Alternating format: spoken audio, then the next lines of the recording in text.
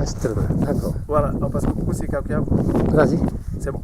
Donc, je suis en train de faire ce petit film pour Auré et les enfants, Akito et Agen.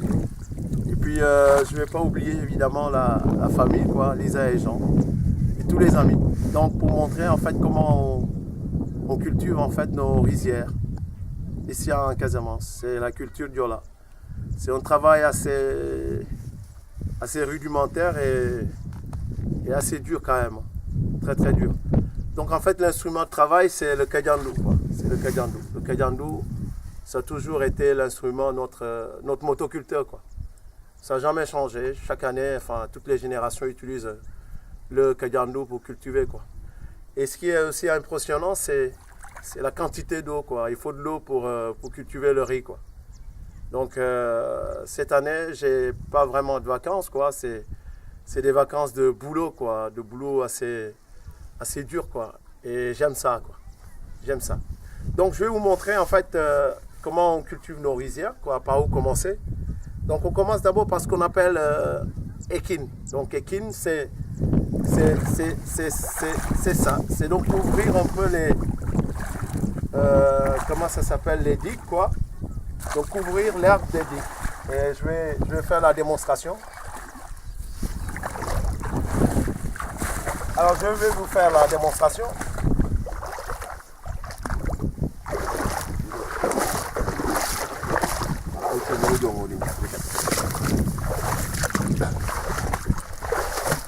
Voilà, je vais vous faire la démonstration.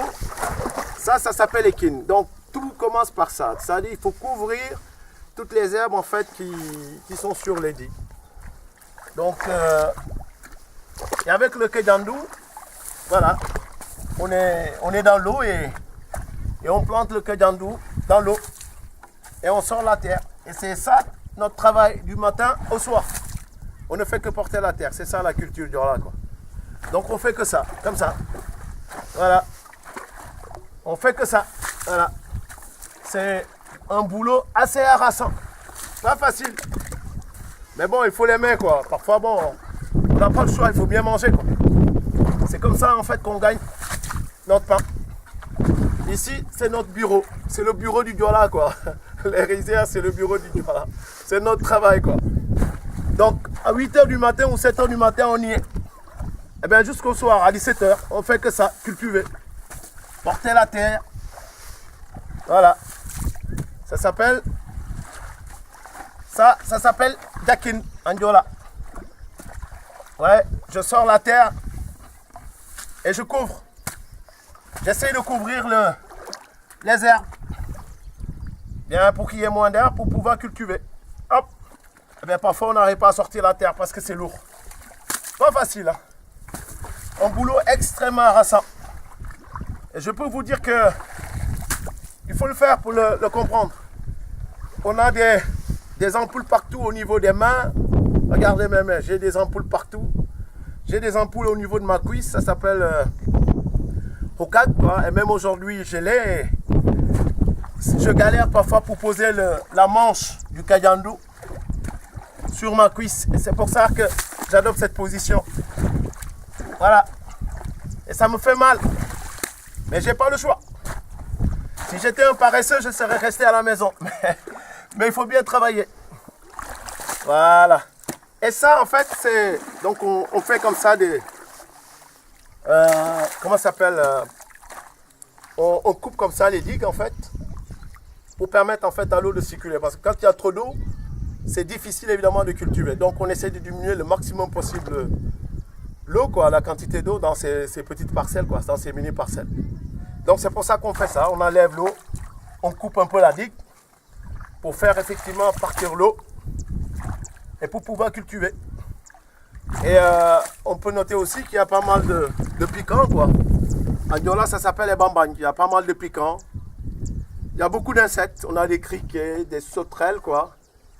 On a des escargots. On a pas mal d'animaux, d'insectes surtout, quoi. Voilà. Et après Nikin, là, ce que je venais de faire, eh bien, je vais retourner la terre. Donc, une fois qu'on a fait ça, si vous regardez bien, on voit bien que Donc j'avais fini de faire ça, quoi, ce boulot, quoi. Donc de couvrir l'herbe au niveau des digues, quoi. Et maintenant je vais retourner la terre. Donc je vais retourner les sions. Voilà, attention. Je vais retourner les sions. Et donc retourner les sions. Voilà, je vais vous montrer comment on fait, comment on retourne les sions. Et là le caméraman, il s'appelle Stanislas. Il apprend à filmer à partir d'aujourd'hui. J'espère qu'un jour il sera un caméraman professionnel pour filmer les professionnels. Voilà. Donc c'est un grand plaisir de vous montrer comment chez nous, à Casamance, on cultive le riz avec encore une fois notre instrument qui est le kajandou. Et là je vais retourner les sions. Et tout ça c'est des sions. Ça c'est un sion. Ça c'est un sion. Ça c'est un sion. Et là, je vais retourner la terre. Hop! Et ça s'appelle retourner la terre en diola, c'est Kayetul. Donc, je suis en train de retourner la terre. Vous allez voir. J'ai pas beaucoup d'élan pour l'instant. Voilà. Un coup de ce côté. Encore de ce côté-là. Et un autre coup de ce côté-là. Attention. Et un coup de ce côté-là aussi. Et je peux vous dire qu'il y a une technique. Il y a une technique en fait pour retourner la terre, il faut toujours baisser la main de derrière et ça facilite évidemment de retourner la terre. Et je continue à retourner la terre, c'est pas facile, c'est toujours lourd, c'est un boulot harassant, difficile, voilà, vous voyez, on rate parfois certains gestes, voilà. Comme je le dis, il y a bien une technique. Ça ne s'apprend pas un matin. Voilà. Voilà, on voit bien que l'herbe commence à disparaître. Le but, c'est de faire disparaître l'herbe. Et il y a un dernier sion que je vais retourner, vous allez voir. Donc, ça s'appelle Kayetul ou Eetul. Vous allez voir.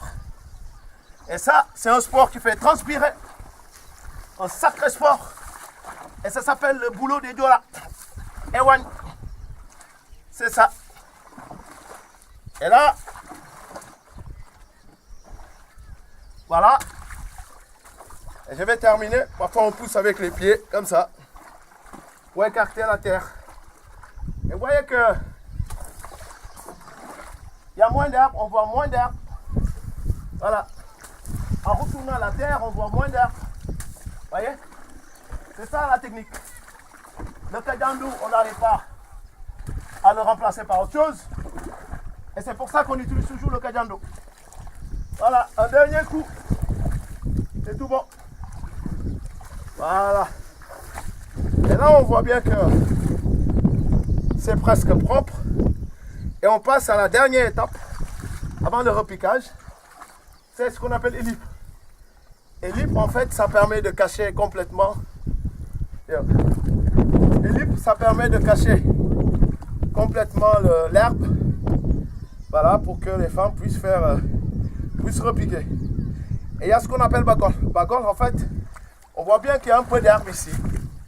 Soit on fait ça pour la faire entrer, cette herbe-là. Ou alors, soit on pose le kajandou, comme ça, et on prend l'herbe avec les mains. On a parfois mal au dos. Et on fait ça. Voilà, on prend l'herbe, on le fait rentrer dans la terre qu'on a retourné. Et ça s'appelle bagol. Bagol aussi, c'est pas facile. C'est souvent un travail destiné par les jeunes garçons quoi, qui viennent de débuter la culture, qui n'ont pas assez de force. Voilà, une fois qu'on a fini ça, maintenant on va faire ce qu'on appelle élip. Élip, c'est vraiment faire en sorte qu'il n'y ait pas d'herbe pour que les femmes viennent repiquer le riz tranquillement. Alors, on va y aller. Alors, ma manche est pleine de sable, il faut la laver. La manche toujours pleine de sable, il faut la laver parce que ça évite, on aura toujours des ampoules, mais ça évite, ça évite les ampoules. Voilà, et on fait ça. Le fait de faire ça, c'est pour pouvoir voir la terre. Donc on fait ça pour voir la terre. Voilà. Quand on fait ça, on voit la terre. Voilà. Et on plante le kajandou. Et on plante le kajandou dans la terre. Et on porte la terre toute propre. Et on la pose. Voilà. Et ça s'appelle Elite. Voilà, c'est comme ça. Porter la terre et la mettre là pour créer un nouveau sillon. Et c'est sur ce sillon-là que les femmes vont repiquer le riz. Voilà, donc je refais un sillon que j'ai détruit. En fait, j'ai détruit un sillon plein d'herbes et pour en refaire un autre sillon. Voilà. Et le tour est joué. Voilà, vous allez voir que je vais faire un sillon qui est propre, assez propre, où il n'y a pas d'herbe. Voilà. Et là, c'est ça le boulot du Diola, quoi. Il porte la terre du matin au soir. Et là, on porte la terre du matin au soir, les gars.